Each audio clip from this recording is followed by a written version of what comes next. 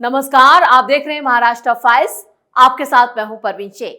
आपको बताएंगे बीएमसी चुनाव से पहले कैसे फडणवीस ने पलटा खेल, बीजेपी के नेता कैसे निर्विरोध जीते, महाराष्ट्र में क्यों अलग थलग पड़ी कांग्रेस, हिंदुओं से क्यों माफी मांगे फडणवीस, शरद पवार की बैठक से पहले ही क्यों मचा है बवाल। इसके अलावा जानेंगे कौन किसे दे रहा है चुनौती, कौन किसकी बढ़ा रहा है टेंशन। साथ ही आपको इन सभी खबरों से कराएंगे रूबरू। लेकिन तमाम बड़ी खबरों में आगे बढ़ने से पहले एक नजर डालते हैं महाराष्ट्र की टॉप हेडलाइंस पर। नागपुर में निकाय चुनाव से पहले बड़े दलों में रिकॉर्ड भगदड़, कांग्रेस, शिवसेना और एनसीपी में भागम भाग, बड़ी संख्या में बीजेपी में शामिल हुए नेता। सीएम देवेंद्र फडणवीस के भाई की निर्विरोध जीत पर कांग्रेस का फूटा गुस्सा, कहा पहले वोट चोरी की, अब उम्मीदवार चुरा रहे हैं। बीएमसी चुनाव में पक रही है नई सियासी खिचड़ी, बिगड़ रहा है विपक्ष का समीकरण, महाविकास आघाड़ी से हुई कांग्रेस बाहर। उद्धव ठाकरे ने एकनाथ शिंदे पर साधा निशाना, बोले हिंदुओं से माफी मांगे देवेंद्र फडणवीस और बीजेपी। बीएमसी इलेक्शन की कमान अपने हाथ में लेंगे शरद पवार, एनसीपी एस की मुंबई में खास बैठक। खबरों में सबसे पहले बात बीजेपी की बड़ी जीत की। निकाय चुनाव के पहले ही चरण में जो भगदड़ मची है, उससे विपक्ष में हाहाकार मचा है। उद्धव से लेकर कांग्रेस और शरद पवार की पार्टियों के नेताओं में इस्तीफे की दौड़ लगी है। जीतने वाले उम्मीदवारों को मैदान में उतारने के लिए सत्ताधारी दल ही एक दूसरे के पदाधिकारियों और कार्यकर्ताओं को तोड़ते फोड़ते नजर आ रहे हैं। महायुति में शामिल तीनों दलों में भी भगदड़ मची है, लेकिन सबसे ज्यादा फायदे में बीजेपी है, क्योंकि विपक्ष से लेकर महायुति के सहयोगी दल शिंदे गुट और अजित पवार की पार्टी के नेता भी बीजेपी में शामिल हो रहे हैं। यानी बीजेपी में शामिल होने की होड़ लगी है। शिंदे सेना ने बीजेपी के कई उम्मीदवार अपने पाले में कर लिए, तो एनसीपी ने भी बीजेपी के उम्मीदवारों को तोड़ा। इसका असर मुंबई तक पहुंचा। मंगलवार को कैबिनेट की बैठक में इस मुद्दे पर नाराज होकर शिंदे गुट के मंत्रियों ने बैठक का ही बहिष्कार कर दिया। बात अमित शाह तक पहुंची। खुद शिंदे दिल्ली पहुंचे और शाह से मीटिंग की। नागपुर में भी जो भगदड़ मची है और कहीं का कार्यकर्ता कहीं का उम्मीदवार बना है, इसे देखकर तो कार्यकर्ता भी परेशान हैं और वोटर भ्रमित हैं। वहीं मौदा में बीजेपी ने अपने उम्मीदवार को हटाकर कांग्रेस से आए प्रसन्ना तिड़के पर भरोसा जताया। इधर कामठी में कांग्रेस के शाहजहां शफात अंसारी यानी साजा सेठ ने कांग्रेस छोड़कर एनसीपी की गढ़ी बांध ली। मेवाड़ में भी पूर्व नगर सेविका वर्षा नासरे ने बीजेपी छोड़कर शरद पवार की पार्टी ज्वाइन कर ली। वहीं खापा में बीजेपी के खेमराज बारा पात्रे और प्रफुल्ल मोहटे ने बीजेपी छोड़कर शिंदे गुट का रुख कर लिया। सावनेर में कांग्रेस के गोपाल घटे की पत्नी वैशाली घटे ने अजीत पवार गुट में प्रवेश किया। निकाय चुनावों में बीजेपी में एक साथ 20,000 से ज्यादा नेताओं के शामिल होने से भी शिंदे गुट नाराज हो गया, क्योंकि ये नेता शिंदे गुट के थे और इधर महायुति में इसी को लेकर तनाव भी देखा जा रहा है। और उद्धव ठाकरे के नेता तो पूरे साल ही लगातार पार्टी छोड़ते रहे, बीजेपी या शिंदे गुट में शामिल होते रहे, जिससे उद्धव का जो संगठन है वो न सिर्फ मुंबई, नागपुर बल्कि पुणे में काफी कमजोर हो गया है। और यही हाल कांग्रेस का है। कांग्रेस तो पूरी तरह से ऐसे कहें कि पूरा जो संगठन है वो मिट्टी में मिला हुआ नजर आ रहा है। इधर शरद पवार की पार्टी की स्थिति भी काफी नाजुक बनी हुई है। लेकिन इन सब में सबसे ज्यादा फायदे में अगर कोई नजर आ रहा है तो वो है देवेंद्र फडणवीस, जिनकी नेतृत्व में पार्टी का जो जनाधार है वो और ज्यादा स्ट्रॉन्ग हो रहा है, संगठन काफी मजबूत है और निकाय चुनावों में भी बीजेपी की स्थिति सत्ताधारी पार्टी में शामिल दलों से काफी मजबूत नजर आ रही है। यानी कि इस बार बीजेपी एक बड़ी जीत की तरफ बढ़ती हुई साफ साफ नजर आ रही है, जिसको लेकर उनके पार्टनर्स और विपक्ष में हाहाकार मचा है। खबरों में आगे का रुख करते हैं। महाराष्ट्र में स्थानीय निकाय चुनाव के लिए 2 दिसंबर को वोटिंग होगी और 3 दिसंबर को नतीजे घोषित होंगे। लेकिन उससे पहले ही कुछ सीटों पर तस्वीर साफ हो गई है। कई जगह उम्मीदवार बगैर मुकाबले के ही जीत हासिल कर चुके हैं। इनमें 2 सीटें खासतौर पर सुर्खियों में हैं, क्योंकि यहां बीजेपी के 2 प्रभावशाली नेताओं के रिश्तेदार निर्विरोध चुन लिए गए हैं।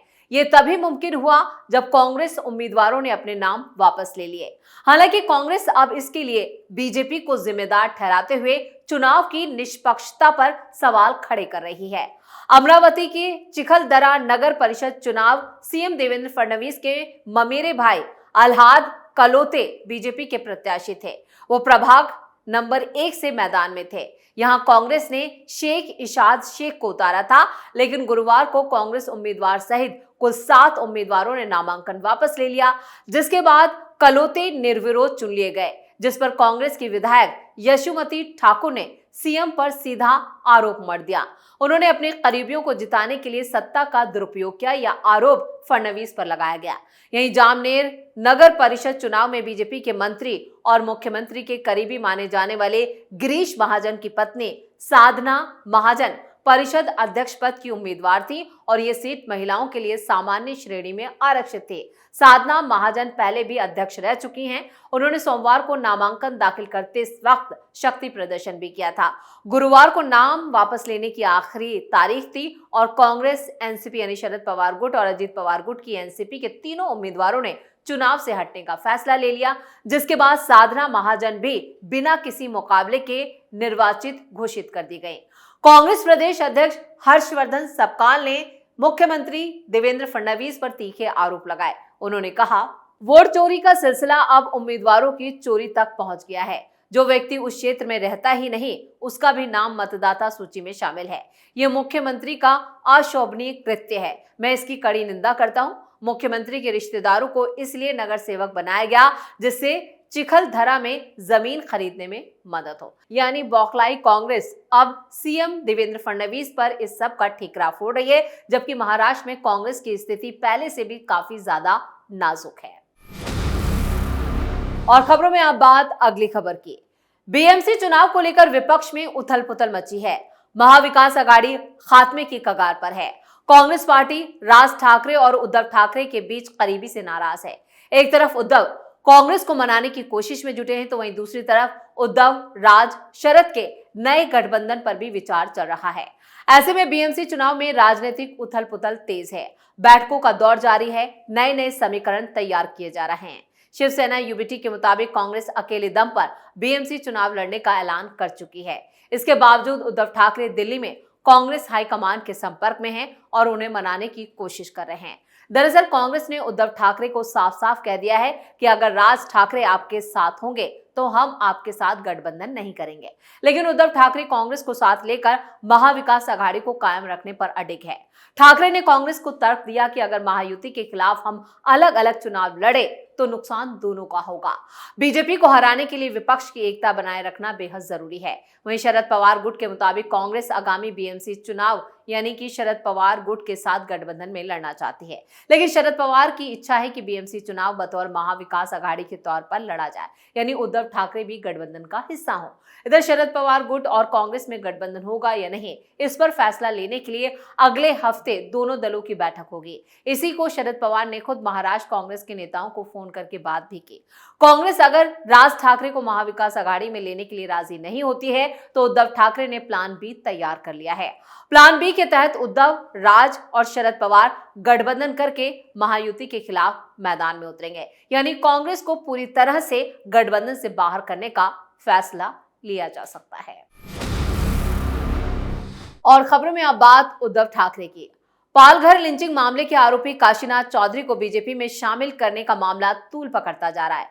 उद्धव ठाकरे ने इसको लेकर बीजेपी और महायुति पर निशाना साधा। उद्धव ठाकरे अपनी पार्टी के कार्यकर्ताओं को संबोधित करते हुए उन्होंने फडणवीस और डिप्टी सीएम एकनाथ शिंदे पर तीखा हमला किया। उद्धव ठाकरे ने काशीनाथ चौधरी को बीजेपी में शामिल करने के लिए हिंदू समाज से माफी मांगने को कहा।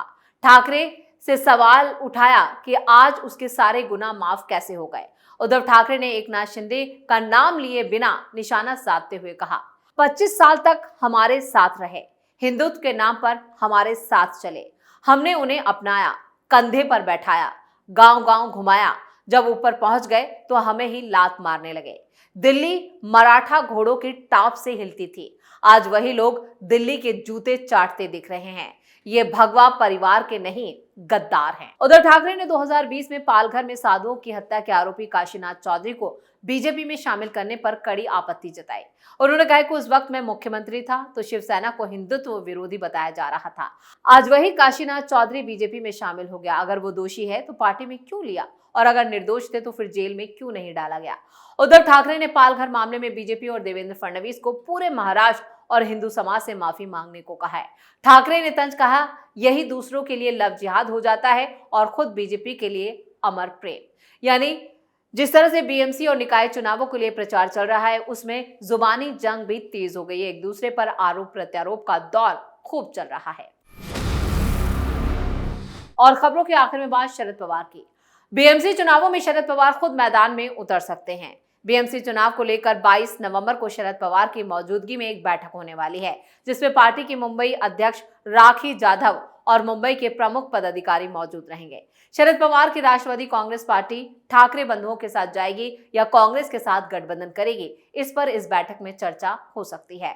बैठक में इस बात पर भी चर्चा हो सकती है क्या महाविकास अघाड़ी के रूप में आगामी चुनाव का सामना किया जाए। शरद पवार की भूमिका होने के कारण ये बैठक खास तौर से महत्वपूर्ण भी मानी जा रही है। जानकारी के मुताबिक वोटर लिस्ट में गड़बड़ियां और पालिका चुनाव की रणनीति को लेकर इस बैठक में चर्चा होने वाली है।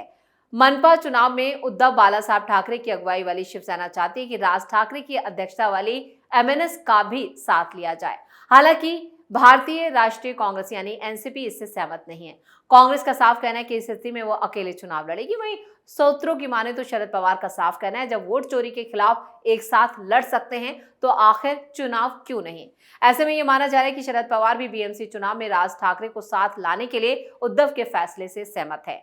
हालांकि अभी तक इस पर आखिरी फैसला नहीं हुआ है।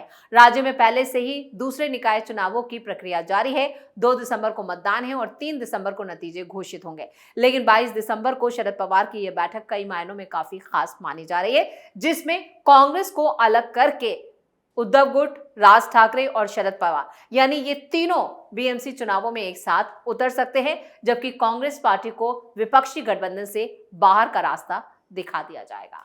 इसी के साथ महाराष्ट्र फाइल्स में खबरों का सिलसिला यही खत्म करते हैं। बाकी खबरों के लिए आप जुड़े रहिए कैपिटल टीवी के साथ। वीडियो को लाइक करें, शेयर करें और कैपिटल टीवी को सब्सक्राइब जरूर करें। धन्यवाद।